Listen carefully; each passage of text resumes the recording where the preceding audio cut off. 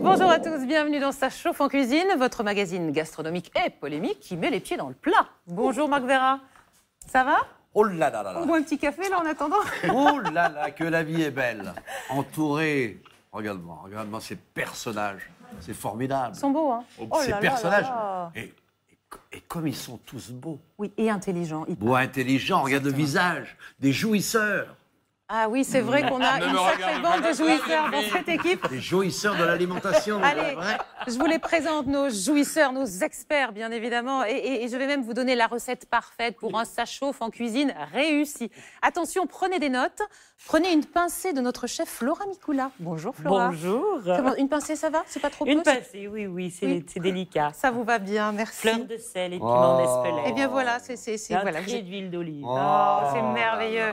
Pour continuer, prenez une belle tranche au cœur tendre d'Hugo Desnoyers, notre boucher. Bonjour Hugo. Bonjour à vous tous. Comment ça va? Très bien. Douceur carnée, voire gallinacée. Waouh. Oh. Allez, on rajoute dans cette belle recette un zeste de la pétillante Raphaël Marchal. Alors, pétillante et solaire, j'ai envie de dire là. Alors, en plus, j'allais dire zeste. Et Pull vous avez jaune. vu? Jeu de mots. On est très Allez fort donc. dans Ça chauffe en cuisine Là. pour les jeux de mots. Hein. Salut Frédéric. Ravi de vous retrouver, Raphaël. Ravi. Et puis, bien sûr, faites fondre le cœur de Jean-Bernard Majescas. Va-t-il Alors, fondre ce cœur? Frédéric, je voulais vous remercier au nom de mes cousins, toute la famille qui habite sur le plateau. Mais il y a ici, je suis fier de faire une émission avec Titi et Gros Minet. Justement, j'en arrivais à Gros Minet, bien sûr, puisque on va saupoudrer le tout avec l'épicé Pericolégas, alias Gros Minet, le Gros Minet d'alimentation. Le méchant, attention. hein. Méchant Gros Minet, Attention. Il va Attention. filer avec Titi entre les Ou dents. le regard. Oui, oui. Laissez-le Qui parler. risque bien de sortir ses griffes aujourd'hui, J'en ai fait. malgré qu'il y a la ravie de la crèche qui soit là. Allez, bon. Eh bien voilà, mes amis, c'est la recette parfaite pour un ça chauffe en cuisine réussi. Et tout de suite, je vous propose de découvrir le sommaire du jour.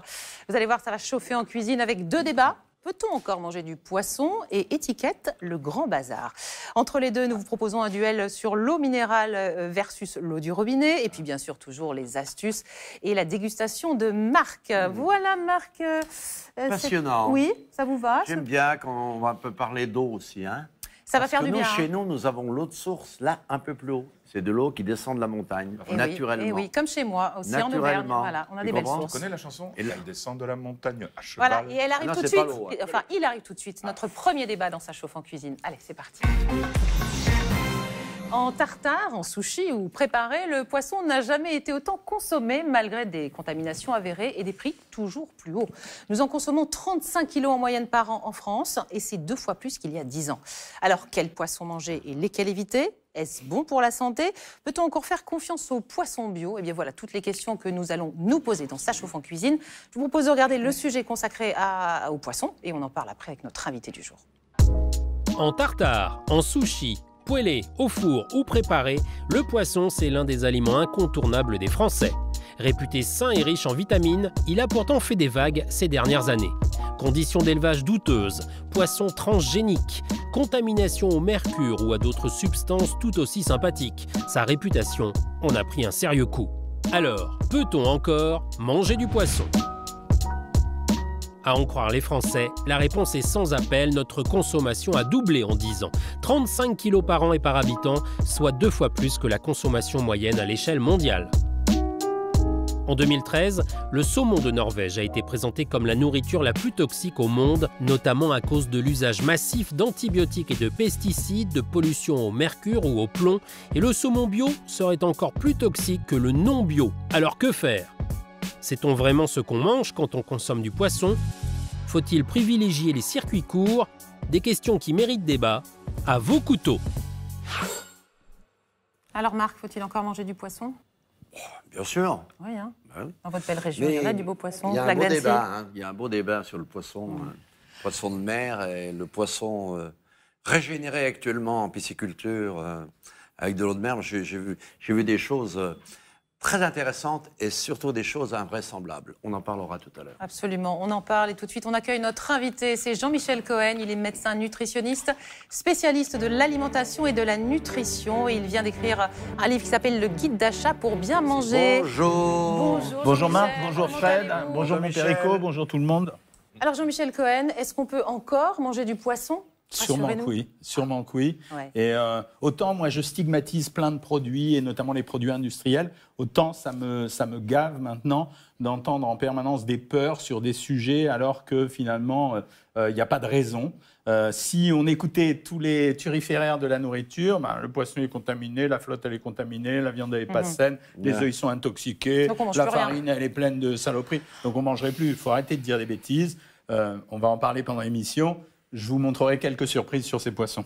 Et vous Flora, vous êtes chef, vous voulez cuisiner forcément les poissons. Alors faites-nous un peu saliver, quels sont Moi, vos j'adore les poissons préférés? poissons. J'adore les poissons de roche, j'adore les poissons bleus. Et C'est quoi les poissons bleus? Les poissons bleus, donc à peau savez ce bleue, que pas à c'est chair bleue. Tout ce qui est maquereau, tout ce qui est sardine, tout ce qui est anchois. On aime bien et ça. hein. voilà, j'aime ces petits poissons qui Merveilleux pour la santé. Ouais. Et quels sont les poissons que vous évitez carrément? Alors, j'évite le poisson d'élevage parce que j'ai été invitée un jour dans les fermes aquatiques du Nord, en Norvège, et quand j'ai vu au mètre carré, alors qu'il y a de la place quand même, hein, c'est des fjords, il y a de la place pour ces fermes, et ils sont les uns sur les autres. J'ai même vu un hôtel à Flétan, parce que le Flétan dort. Et en fait, ils sont sur des espèces de tapis à étages, comme ça, comme un building. Et là, ils sont les uns contre les autres. Et surtout, pour se faire déculpabiliser, ils vous font goûter les croquettes qu'ils donnent aux poissons.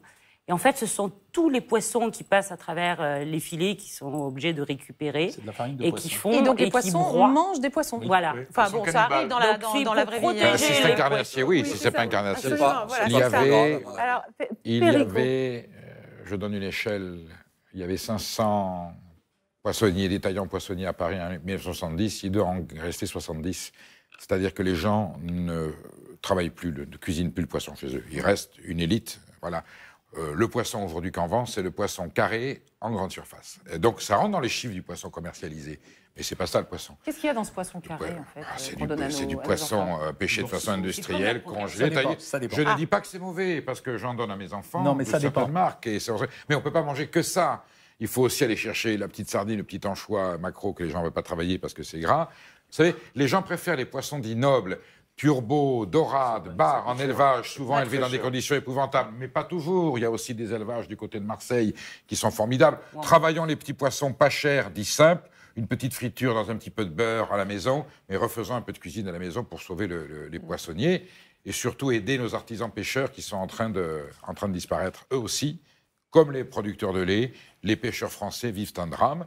La ressource naturelle se raréfie, la demande est moins forte, il y a les coûts, il y a les charges, voilà. Donc pour aider le poissonnier comme pour aider le marchand de fromage, allons chez les poissonniers de détail chercher des petits poissons pour cuisiner à la maison. Des petits poissons. Alors, Marc, on parlait des Poissons. poissons d'élevage. Vous ne semblez pas si alarmé que ça ou Non, alarmiste? je ne suis pas si alarmé. Qu'est-ce qui vous dérange non, pas? mais non, ce qui ne me dérangeait pas, je regardais Michel Cohen là en face. Moi, je ne trouve pas ça alarmant qu'on récupère les petits poissons pour les redonner aux poissons. Il y a plus grave que ça, il y a des farines. Oui. On leur donne des farines animales, des végétaux dangereux tels que le maïs. Je vais juste faire une petite parenthèse. Je suis allé au large d'Israël, au large, et j'ai vu des bassins en pleine mer de dorades. C'est les plus gros producteurs de dorades. Et j'ai vu passer sur ce bassin un hélicoptère qui lâchait les aliments sur ces dorades. Je voudrais bien connaître l'origine exacte sur le paquet quand on prend une dorade qui provient de ce lieu, quoi. Tu comprends? Et là, je suis assez exaspéré parce que, comme disait Perico, on a des petits pêcheurs qui sont en train de crever. Il n'y a plus de pêcheurs, ils sont en voie de disparition. Mais alors, qu'est-ce Moi, qui se passe? Oui, Marc. Ouais, excuse-moi, Hugo, moi j'ai l'impression, vas-y. tu vois, je suis un consommateur, je suis pas dans le poisson, je ne connais pas trop, j'aime beaucoup le poisson, mais Ouais, j'ai ça, là, l'impression c'est que la je ne viande, connais quoi. pas du tout. Quand je suis chez un poissonnier, j'ai la chance de pouvoir accéder à des belles maisons à Paris, mais voilà, tu vas prendre un beau bar, un truc comme ça te rassure, c'est une pièce neuve, ça coûte très cher. Maintenant, quand je vois des trucs comme ça, nourris à la farine de poisson, de viande, mais moi je suis effaré, quoi, ça fait peur. Les fermes aquacoles nourrissaient longtemps leurs poissons avec des farines. Alors, carnet, si c'est de la farine de poisson, Oui, le voilà. poisson carnassier mange de la farine Ah oui, de bah, poisson. c'est pas gênant. Mais c'était nourri avec de la farine carnée bovine. Ça a été interdit. Eh bien, la Commission européenne, il y a 3 ans, a réautorisé les fermes aquacoles de Norvège intensives, c'est comme l'agriculture intensive, à réutiliser des farines carnées d'origine de mammifères. Voilà. Vous savez ce que c'est? Ce sont les restes des abattoirs, ce qu'on balaye une fois que les animaux sont tués. Tout. On balaye, on fait la farine, on donne ça à manger. C'est des protéines, Perico. J'ai bien compris. Il ne faut pas faire un constat que négatif dans l'histoire, parce que quand vous donnez à manger à un animal, lui donner de la farine de poisson, c'est super, parce qu'en fait, de la farine de poisson, ce sont des protéines de poisson. Mais ce qui s'est passé, c'est que dans l'élevage intensif, on donne de la farine pour engraisser plus rapidement le poisson. Donc, on va non seulement mettre des protéines, plus surprotéinées, par exemple des protéines de viande, mais on va rajouter d'autres produits pour que le poisson grossisse plus vite. Ça a des conséquences sur notre la première santé? chose. La deuxième chose, c'est ce qui est grave dans la pêche, c'est que par exemple, les croquettes dont tu parlais tout à l'heure, jusqu'à présent, les croquettes de poisson, elles étaient faites avec du colin d'Alaska. Mais il n'y a plus de colin d'Alaska. La pêche a été tellement intense que finalement, on s'est rabattu sur d'autres poissons. Et genre quoi? Quel genre de poisson? Maintenant, on essaye de récupérer les déchets de poisson. Parce qu'en fait, quand on va pêcher au large très profond, on ne ramène pas que du poisson noble, on ramène des tas de poissons. Pour ne pas le gâcher, on en fait de la chair de poisson et ça se retrouve dans le nouveau poisson des gens qui n'est pas les croquettes de poisson, mais qui sont les surimi. Les surimi n'étant qu'un mélange de graisse, de protéines et de sucre, n'ayant rien à voir avec le poisson, mais ayant trompé les gens. Et donc on recycle le poisson de cette façon-là, mais tout n'est pas négatif. Quand vous parlez de pollution du poisson, il n'y a que dans les mers fermées où on a un problème. Dans les autres mers, citez-moi un exemple d'intoxication au mercure en France dans un hôpital. Je ne connais pas. On parle de l'intoxication des métaux lourds, etc. Vous connaissez quelqu'un qui a été hospitalisé pour une intoxication au mercure ou au plomb? Au mercure, non, mais il y a d'autres peut-être toxines. Non, mais on n'en a pas tant que ça. Non, mais moi, ce que je veux faire comprendre, Jean-Michel, c'est que les poissons sauvages, entre guillemets, ils passent à côté de ces fermes-là, ils vivent autour de ces fermes-là aquatiques, et donc ils bouffent aussi ce genre de produits. Mais la mer est un mouvement tournant, donc bien sûr qu'il y a de la pollution partout. Quand même, pour le téléspectateur, je suis quand même obligé de te conter ça, ce qui m'est arrivé une fois. Je ne connaissais rien dans la pollution. Tu connais le PCB? Bien sûr. Oui. Le PCB, pour ôter le PCB d'un lieu, il faut 1 siècle et demi minimum. Bien sûr. Je ne citerai pas le nom du lac. Délai de la préfecture. Une convention sort, on la donne aux restaurateurs. La pêche sera fermée à partir du mois de mai.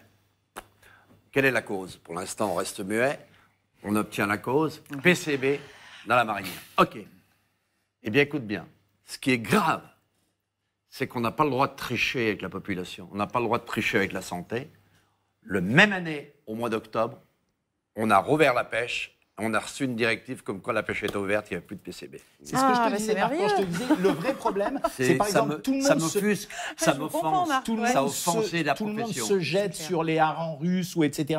En fait, ce sont des mers fermées. C'est dans ces mers-là qu'il y a un problème. Parce que comme elle est fermée et qu'il n'y a pas de circulation d'eau, justement, il y a accumulation. Jean-Bernard. Moi, la grande tristesse que j'ai aussi visité des fermes d'élevage, un peu en loose day, je dois dire. Ils ne m'avaient pas du tout invité. Et il y a 80% de mortalité. C'est-à-dire que vous prenez un élevage, 100 poissons, 80% meurent. Dans le France-Angleterre, il y a une ferme où la mortalité est inférieure à 50%. OK ? Donc ça, c'est des choses totalement effrayantes. Et moi, je n'ai qu'une seule réponse face à ça. C'est le bon sens. On en revient au même. Pour pouvoir faire jouer le bon sens, il faut un étiquetage.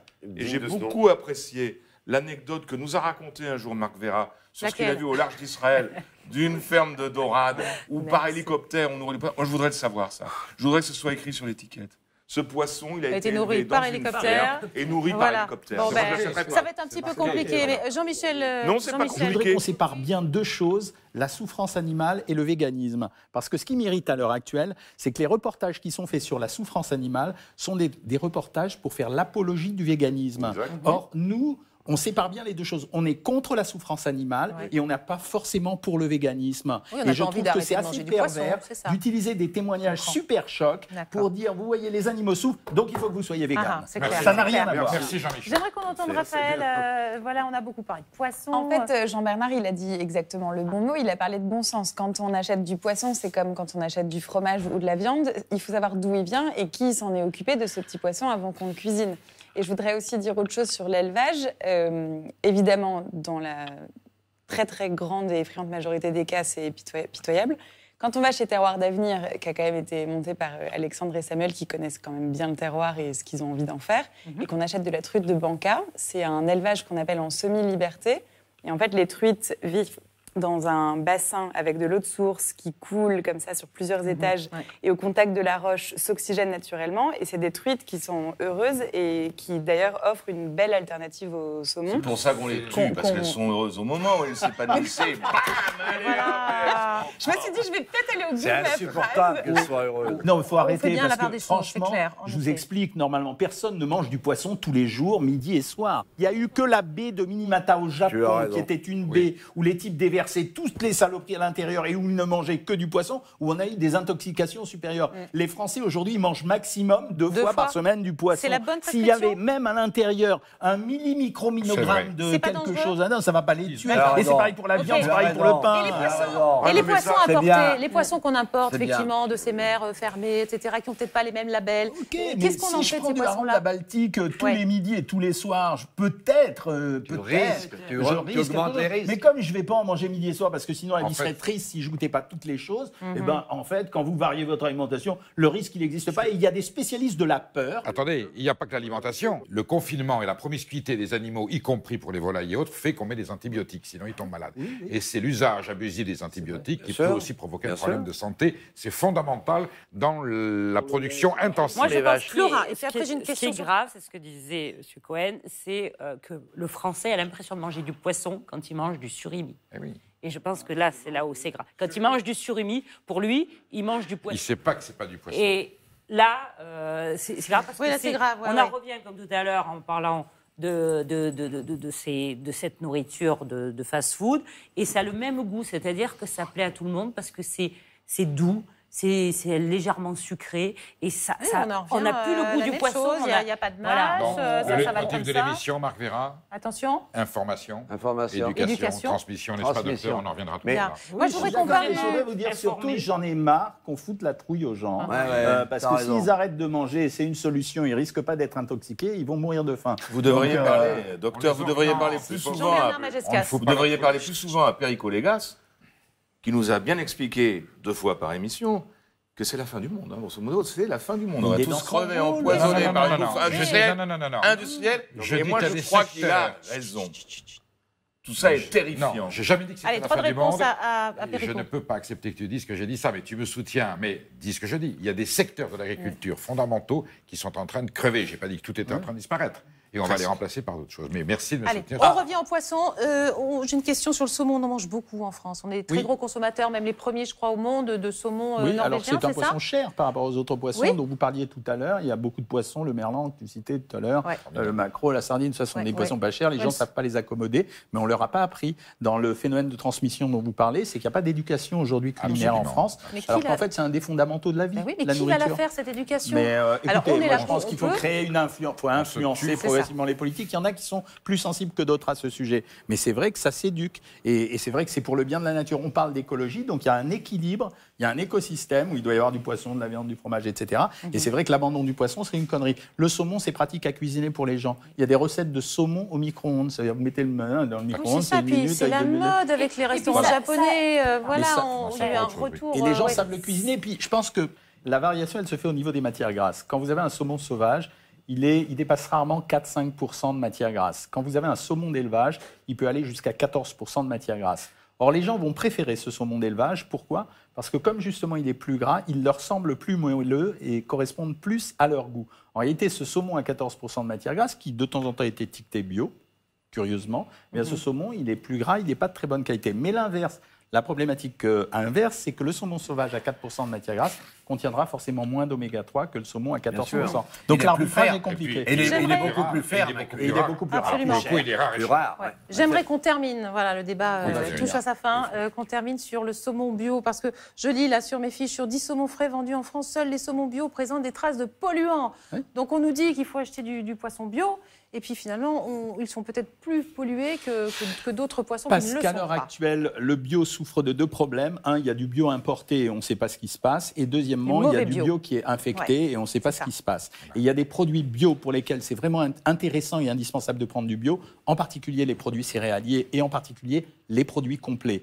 À partir du moment, par exemple, où un grain de blé et on sert du pain complet aux gens, s'il n'est pas bio, c'est l'enveloppe de la graine qui contient le produit phytosanitaire. Moi, j'aime pas utiliser le mot pesticide. Donc les produits phytosanitaires. Donc il y a des produits pour lesquels c'est essentiel de prendre bio.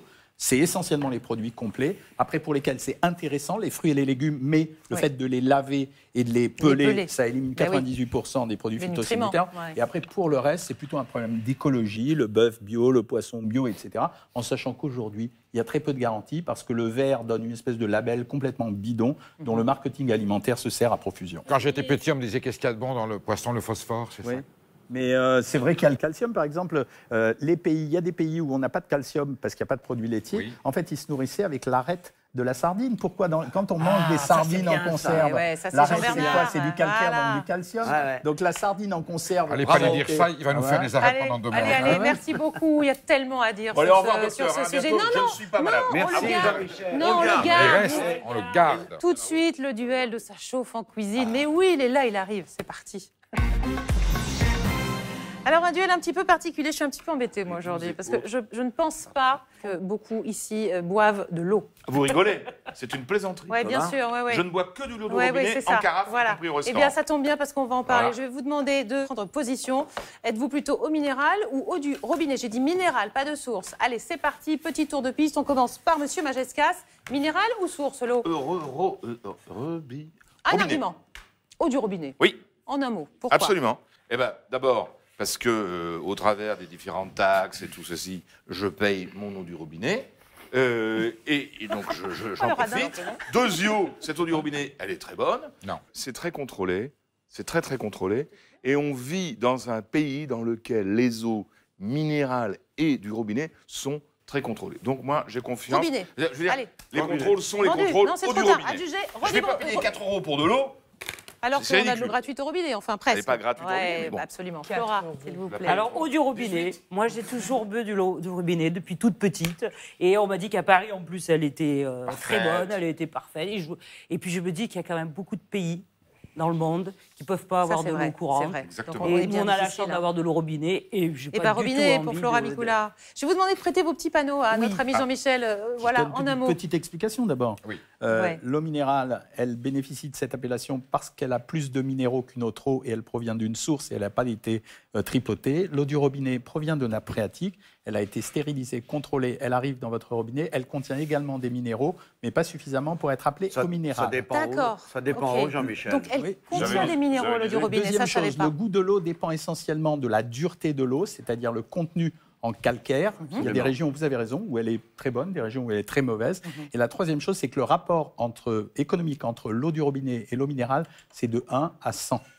Voilà exactement le rapport. L'eau du robinet est 100 fois Moins cher cher que l'eau que minérale. l'eau Donc minérale. vous êtes eau du robinet Bon, aussi. ok. Et ben Incroyable, voilà. merci Bah, beaucoup. Heureusement, je vais Hugo. intervenir à la fin. Hein. Oui, on va donner une petite Là, il se pancarte. dit des Moi, je suis eau bêtises. minérale en bouteille parce que pour prendre mon bain, je trouve que c'est super. Alors déjà, sinon, c'est vrai que ça m'arrive de boire de l'eau du robinet, mais je n'ai malheureusement aucune confiance en l'eau du robinet aujourd'hui.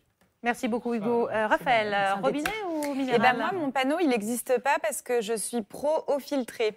L'eau minérale, je suis peut-être d'accord avec toi qu'elle est meilleure, mais c'est 7 milliards de bouteilles d'eau en plastique sur les routes chaque année, c'est C'est épouvantable. terrible pour l'environnement. Donc ça, je veux plus on que en ça trouve existe. partout, hein. Et en même temps, l'eau du robinet, c'est pas très bon partout. Et puis en plus, on sait pas trop ce qui traîne, donc je suis d'accord qu'il faut pas le faire non plus. Alors que l'eau microfiltrée, c'est fabuleux. Et en plus, aujourd'hui, c'est possible chez soi. Elle est Oui, filtrée. et puis il y en a de Ouais, plus en plus filtrée. de l'eau filtrée, de l'eau en carafe comme Voilà. ça. Donc ça, c'est plutôt une bonne idée. Donc Merci c'est pour plutôt eau du l'alternative. robinet, mais Changer le filtre. améliorée. À réfléchir. Je Oui, rappelle... Monsieur le Légas, C'est pardon. les gaz, Majescas, c'est pareil. Oui, c'est la même chose, c'est pire. Monsieur les Je gars. rappelle que dans le vin et le lait, il y a 85-90% d'eau. Donc, même quand on boit ces boissons, Bien on boit de sûr. l'eau. Meilleur eau minérale. Nous Bien. sommes des Le vin est la plus hygiénique des boissons, a dit Pasteur. On verra pourquoi. L'eau du robinet, moi j'en bois de merveilleuses, de délicieuses dans les zones montagneuses. Vous avez des grandes agglomérations où, il faut expliquer en 2 mots, l'eau du robinet est traitée chimiquement. Ouais, je suis content. Elle n'est pas traitée biologiquement. Enfin. Ça veut dire que vous savez qu'il y a certaines villes où on boit un peu son pipi. C'est-à-dire que Enfin. c'est de l'eau recyclée. J'ai cru, oui, Il y a entendre parler de des ça. personnes dans l'humanité qui absorbent des contraceptifs, par exemple. Eh bien, Dans l'eau minérale le aussi. traitement de l'eau du robinet fait que la chimie, c'est de l'eau désinfectée, mais les contraceptifs ne sont pas traités. Donc ça veut dire qu'on... Oui, vous voyez ce que je veux dire? On boit effectivement certains contraceptifs. Donc On ça peut être absorbe, et dangereux pour la à un santé. moment donné, certaines études médicales disaient qu'il y a une baisse de la fécondité masculine. Oui, C'est à parce cause que de dans ça. l'eau du robinet, on ouais. boit de la... Voilà. Donc vous êtes au minéral, bien Et évidemment. en plus, j'aime les eaux minérales françaises. C'est un Oui, patrimoine. je suis d'accord. C'est un Ouais. patrimoine géologique J'aime le merveilleux. Le Massif central, l'Auvergne, les Alpes, C'est c'est des moi. eaux merveilleuses. On va encore pouvoir faire des enfants quand même. Voilà. Je t'en prie. Écoute, Jean-Michel, vous êtes d'accord Non, avec pas cette du tout, parce que Perico? l'eau, elle provient. On ne fait pas le débat, mais en deux mots. C'est des eaux Ouais. de pluie en général. Elles traversent les nappes phréatiques, qu'elles viennent de la source ou Oui. qu'elles arrivent dans non, l'usine. un petit peu Elles d'eau. contiennent toujours des Sans produits. filtrer naturellement. d'eau recyclée. Non, non, Il y a un peu d'eau recyclée, Jean-Michel Cohen. Jean-Michel et On termine avec Perico, Marc. vous avez raison et tort en même temps. Toutes les zones ne proviennent pas des nappes phréatiques. Eh oui. Premièrement, en montagne, j'ai ma propre source. Au robinet, c'est l'eau de ma source qui descend de la montagne. Ce n'est pas une nappe phréatique. La deuxième chose, c'est très intéressant, c'est les eaux de récupération. C'est les plus saines. Oui. Elles sont complètement pasteurisées, c'est les plus saines. Et puis, je viens de voir une chose merveilleuse, parce que je suis allé dans des pays, tu vois, qui souffrent, parce qu'ils n'ont pas d'eau. Eh oui. Et souvent, oui. ils sont au bord de mer. C'est assez paradoxal. Ouais. Un ingénieur vient de trouver une solution extraordinaire. Je ne sais pas si tu l'as vu. C'est pour C'est des une, salés. grande, salés, c'est oui. une grande boule avec la vapeur d'eau de la mer. Ils arrivent à distiller naturellement l'eau. Elle devient eau potable. L'eau de mer vient se mettre là. Et elle distille. Ouais. Ah ouais, C'est c'est un extraordinaire. bel espoir. Ils arrivent, tu te rends compte, un globe qui fait 1,50 m d'eau, 1,50 m de diamètre, il arrive à faire 15 à 20 litres d'eau par jour. Enfin, jour et nuit. Surtout la nuit, puisque la nuit, c'est là où il y a l'effervescence. C'est formidable. Bon, alors, Ça, Marc, c'est une Alors, grande mais il faut nouvelle. faire Ouais, attention c'est un dans bel ces espoir pour eaux-là. les Par pays qui exemple, au manquent d'eau. Mexique, on est obligé, où il y a des pénuries d'eau, on est obligé de dessaler l'eau et on traite l'eau pour leur donner de l'eau. Non, mais il y a pas Mais on leur dessalé, là. donne des eaux déminéralisées. De ce fait, ils ont Ah des oui. carences. Eh oui. Et c'est ça qu'il faut vérifier, en fait, dans ces pays-là. bon, j'ai l'impression que vous êtes quand même beaucoup plus eau du robinet qu'au minéral. Bon, ben voilà, c'est une surprise. Merci d'avoir répondu à ce petit sondage dualistique. C'est nous qui vous Et remercions. nous Il est allons pas continuer vraiment. avec Quelle un deuxième classe. débat, s'il vous plaît. Non, ça chauffe en cuisine. Depuis fin 2014, l'Union européenne a rendu obligatoire certaines mentions, les ingrédients dont les additifs, la quantité, la date de péremption et la présence d'allergènes. Alors c'est plutôt une bonne nouvelle, mais est-ce que c'est suffisant pour décrypter les étiquettes? Comment s'y retrouver? Quels sont les ingrédients ou les additifs qu'il faut absolument éviter? Est-ce qu'on nous dit vraiment tout? Eh bien, on en parle bien sûr dans notre débat, mais on regarde tout de suite le sujet consacré. Et on retrouve Jean-Michel Cohen, bien sûr, pour illustrer ce débat. Manger sain aujourd'hui relève presque de l'énigme mathématique. E200, E300 ou E400, ces chiffres désignent certains des additifs alimentaires signalés sur nos étiquettes. Alors c'est certain, la lettre E n'a pas de quoi faire rêver. Elle désigne, selon le chiffre qui lui succède, les colorants conservateurs, exhausteurs de goût, émulsifiants, stabilisants, épaississants, gélifiants, et la liste semble interminable. Pourtant, la France n'autorise actuellement que 354 additifs contre 3000 aux États-Unis. Néanmoins, les Français ont de quoi se prendre la tête devant les rayons de leur supermarché. Si certains qualificatifs semblent plus simples et plus sains, les termes naturels ou produits frais, par exemple, ne recouvrent pas toujours une réalité plus rassurante. Les industriels rivalisent de méthodes chimiques comme les traitements de surface pour augmenter la conservation d'un légume ou les colorants pour renforcer l'aspect appétissant d'un fruit. Heureusement, tous les additifs ne sont pas sujets à polémique ou dangereux pour la santé, certains restent inoffensifs. La production bio-industrielle, par exemple, n'autorise qu'une trentaine d'additifs et ceux-ci sont réputés sans risque pour la santé. Le sel nitrité, c'est un additif qui est autorisé, réglementé. La particularité du bio, c'est qu'on a le droit d'utiliser du sel nitrité, mais à une dose inférieure au jambon conventionnel. Comment faire le tri? Comment distinguer les additifs inoffensifs de ceux qui sont mauvais pour la santé? Et comment éviter de passer des heures à faire ses courses? Alors, pour tout savoir, à vos couteaux! Oh là là, c'est le bazar, hein. C'est le grand bazar, chef, hein, avec les étiquettes. Hein.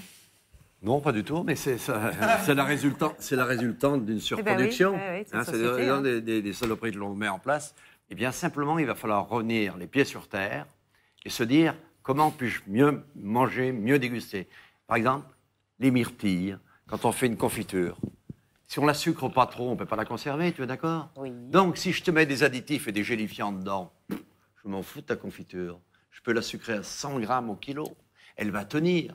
Tu comprends? Mais par contre, si je suis amoureux de mon métier et je te fasse une bonne confiture pour qu'on la partage et qu'elle soit belle et bonne, eh bien, je vais continuer effectivement, à mettre 100 grammes, 250 grammes de sucre au kilo, mais à l'intérieur, je vais rajouter un gélifiant naturel. Il y en a plein.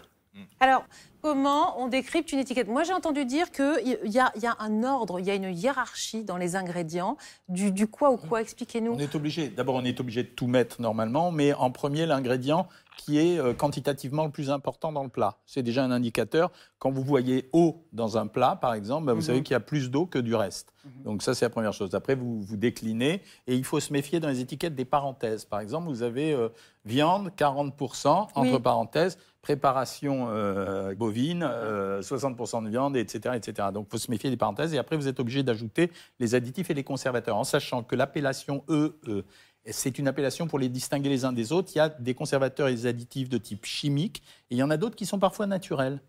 Par exemple, la vitamine C est considérée comme un additif. Elle bénéficie d'une appellation. Les gens ne savent pas que ça peut être du jus de citron. Le manioc, c'est un additif normal. Le manioc, c'est formidable. Hein. Très bon. Perico. Je veux juste qu'on revienne à la base. Pourquoi est-ce qu'on a besoin d'utiliser tant de conservateurs, d'additifs chimiques et autres, de colorants? Pourquoi? Pour faire baisser le prix du produit. Pourquoi il faut faire baisser le prix du produit? Parce que la grande distribution, sans ça, elle ne paye pas, elle n'achète pas. Flora, est-ce que vous regardez les étiquettes? Alors, j'ai la chance de ne pas aller faire les courses. Oui, en tant que chef, vous avez pas mal de bonnes adresses, j'imagine. Voilà, donc j'achète chez des producteurs et j'encourage les gens d'aller au marché, d'aller chez leurs petits producteurs de quartier, de village. Donc on encourage effectivement les marchés, les systèmes courts. Voilà, les systèmes courts. Ouais, ok. Raphaël, vous allez des fois dans les supermarchés faire vos Non, courses? en fait, c'est comme Flora, mais je ne veux pas non plus me placer en espèce de bobo parisienne qui dit mais attendez, c'est très simple, faites vos courses ailleurs qu'au supermarché. Bien sûr, mais c'est pas grave, tu as le droit d'être une bobo parisienne. Merci Jean-Bernard, je t'aime. Non, ce que je voulais dire, c'est très simple. Une étiquette, si vous la comprenez pas, vous ne mangez pas. C'est tout. Quand on vous donne quelque chose et qu'on vous bande les yeux en vous disant je vais pas te dire ce que c'est, et Jean-Bernard en sait quelque chose, mais mange-le quand même, et ben vous ne mangez pas. Je veux dire, si c'est bizarre, donc une étiquette, c'est du si bon la sens. moitié de ce qu'il y a écrit, c'est des trucs pas mal, indécryptibles, on y va. Enfin, c'est pas mal. C'est du bon sens. C'est exactement ce qu'on observe dans les guides que je fais. Quand on fait des dégustations après avoir lu les étiquetages, les meilleurs produits sont les produits qui ont les meilleurs étiquetages. Toujours. Oui, enfin, dans votre livre, vous dites quand même que beaucoup de produits abominables sont très bons, si je peux me permettre. Non, je dis pas. Je compare les produits entre eux. Je dis dans les rayons. Non, mais la page de dans droite, les rayons, la page de gauche. vous avez. Non. Je dis ce qu'il y a de mieux par rapport au pire. Oui, je dis pas faites ce qui un est livre bon. sur le moins pire. Voilà. C'est quand même un petit peu triste. Non, on est quand même obligé aujourd'hui de faire confiance à la production industrielle pour s'alimenter. 85% de la nourriture reste quand même achetée dans les supermarchés. Faire confiance. Donc il faut être lucide vis-à-vis de ça, et ça répond à votre question. C'est-à-dire, pardon, mais tout le monde n'a pas la chance d'avoir de bons volaillers, de bons bouchers, etc. Moi, j'habite un bled en Indre-et-Loire. Il y avait un charcutier, il a fermé. Il y avait un boucher, il a fermé. Il y avait un poissonnier, il a fermé. C'est fini. Et on ne reviendra plus jamais. On va revenir sur les étiquettes, à notre cœur de débat. Bah oui, c'est ça. Moi, je lis aussi beaucoup quand j'arrive à lire les étiquettes, à base de, saveur de, arôme de. Jean-Michel, ça vient d'où? C'est de la merde. C'est chimique, c'est à base de. On n'ose plus utiliser l'émission du regretté Jean-Pierre Coff, mais l'arôme, il sert à quoi? Quand vous traitez un produit industriel, forcément, avec le temps, il va devenir fadasse. L'industriel, il s'en rend compte, donc il va tenter de rehausser le goût. Donc il va mettre une pincée de ceci, une pincée de cela, il va faire de la chimie. Bon, la cuisine, d'une façon générale, est de la chimie. Quand vous faites un œuf dur, vous coagulez de l'albumine. C'est la même chose. Ils vont rajouter des produits dans tous les sens. Ouais. Et c'est ce conglomérat de produits qui nous pose un problème. D'autant plus qu'on n'a pas de notion sur l'impact définitif d'un certain nombre de produits additionnés entre eux sur la santé des gens. C'est ça le problème, on est en train d'apprendre tout ça. Est-ce qu'on peut se fier à l'étiquette label rouge, là, comme on voyait dans le reportage? Je vais vous faire plaisir. Je vais pas vous faire plaisir, Raphaël, mais on est obligé d'avoir des références à un moment donné. Et pour moi, le label rouge aujourd'hui, ça reste un label de qualité. Voilà, par rapport au reste, je suis obligé de comparer. Ça dépend des produits. Vous allez dire que le label rouge, c'est encore un marketing, c'est vrai. Mais le label rouge, normalement, il y a un cahier des charges. Et ce cahier des charges, il fait que ce produit est a priori mieux que les autres produits. Après, c'est affaire de Il est goût, les alimentaire, il spécialistes. n'est pas encore environnemental. Voilà. Mais en tout cas, l'élevage du Les gens, ils mangent tous les jours et il ne faut pas qu'on les rende anxieux. Le problème, tu l'as très bien démontré, le problème, c'est de dénoncer, mais de donner la solution. Ah oui, sinon ça sert à rien. Et moi, ça m'énerve qu'on dramatise absolument tout le temps la nourriture. Il y a des pros dont le métier, c'est faire peur aux autres pour pouvoir se mettre eux-mêmes en lumière. Ça s'appelle du marketing. Voilà. C'est du marketing, mais souvent du personnel. lobbying. Alors, on revient à nos étiquettes. Moi, j'aimerais savoir la liste d'ingrédients qu'on doit éviter, d'additifs. Il y en a 2, 3 qu'on puisse retenir. Non, a priori, trouver, je ne peux pas plus donner manger. cette liste-là. D'abord parce que je ne les connais pas tous, je les ai écrits et décrits, mais je ne les retiens pas par cœur. Mais un fléau, a priori, on a une agence, normalement, qui est censée surveiller ça. Donc, tout ce qui est Quel est le nom de autorisé cette en agence principe est Ouais, ça normalement fonctionne. non Ça s'appelle toxique. l'ANSES. Et c'est simplement la combinaison des produits entre eux qui nous pose un problème parce qu'on ne sait pas ce que ça devient. C'est ça, c'est ce cocktail Moi, explosif. j'évite en général les listes d'ingrédients trop longues. Voilà. Ils sont tous Donc, c'est en ce qu'on dose légale. Sans ça, il serait interdit. Voilà. La question était terrible.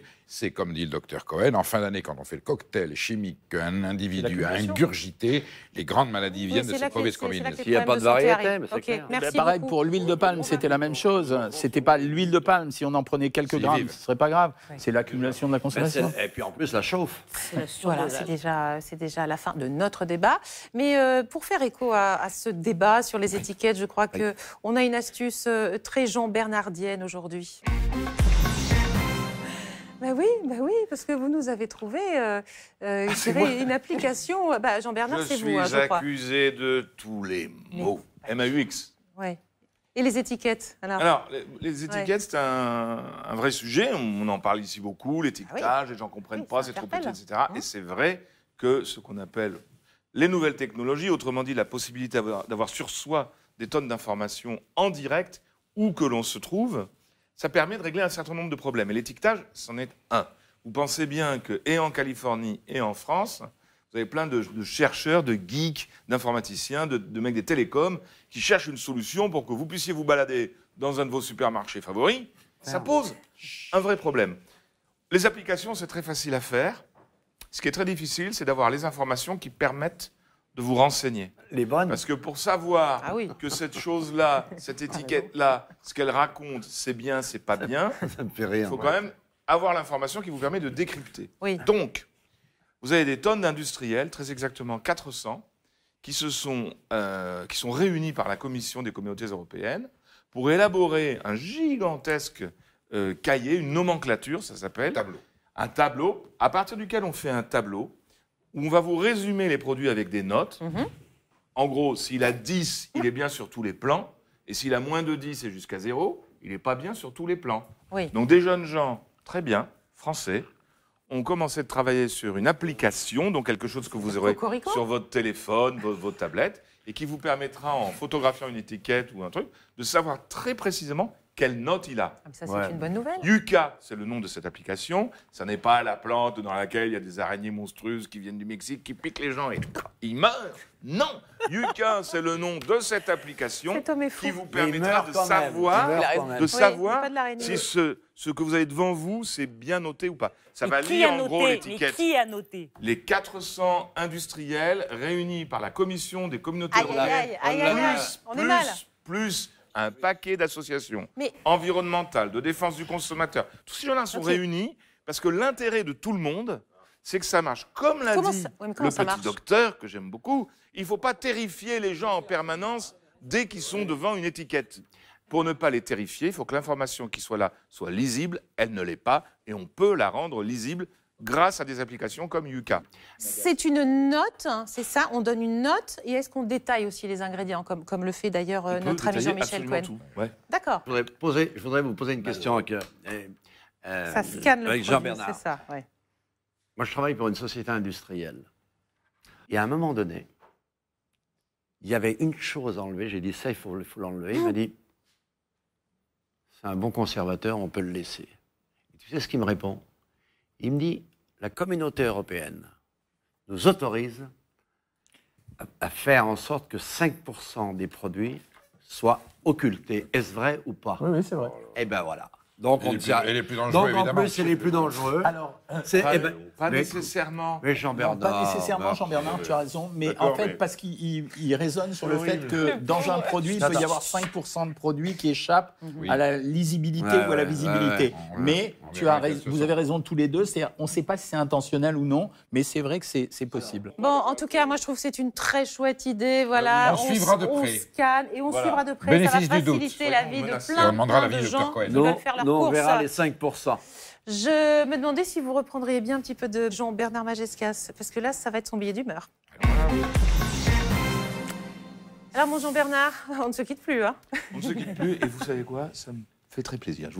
Mais moi aussi, J'avoue, c'est une grande jouissance de voilà, ce contact. Je ne dérive de rien. C'est un grand plaisir, parce que je sais que c'est votre billet d'humeur, et à ce moment-là, moi, je me repose et je vous écoute. Eh bien, je vous remercie. Alors, je voulais vous parler des étiquettes. Et peut-être que personne ne me fonce dessus. C'est reparti. Tout à l'heure, vous avez dit... C'est un remake. Moi, j'ai un problème avec les étiquettes, je vois pas ce qu'il y a écrit dessus. Et un jour, je sortais d'un restaurant et je vais dans un autre. Parce que j'aime bien le soir, comme ça, se dire... Il fait 2 restaurants. Des fois, il en fait 3 ou 4. Ouais, mais moi, je mange. Donc, j'avais fait mon dîner avec 2 potes, très bien. Et un camarade m'appelle, il me dit, t'es où? Je dis, je suis au resto en train de becter avec des amis. Il me dit, viens, on fête les nouvelles étiquettes. Ah bon? Hop.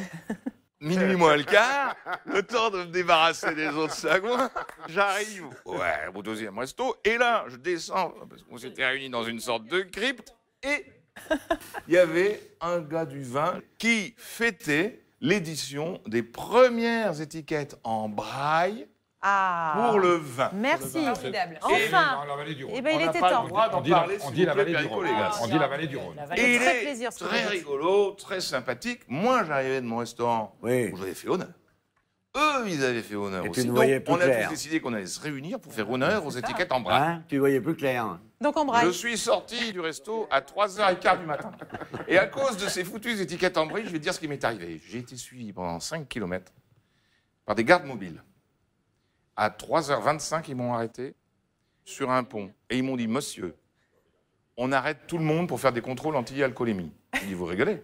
Et là, ils s'approchent de moi, je dis, restez là, ne bougez pas, on va faire exploser le pont si jamais il y a une allumette. Et grâce aux étiquettes en braille, j'ai perdu mon permis de conduire et j'ai compris que ça servait à rien de conduire si on n'était pas en état de conduire. Et depuis, je ne conduis plus. Eh bien, merci beaucoup. C'était le billet d'humeur de Jean-Bernard Majescas. Boire que de conduire. Voilà, il a choisi. Et bien maintenant, il est temps de passer à la dégustation dans sa chauffe en cuisine. Alors, pour cette dégustation, Marc, on va aller vers un petit poisson qu'on adore, que vous aimez cuisiner. C'est les fameux...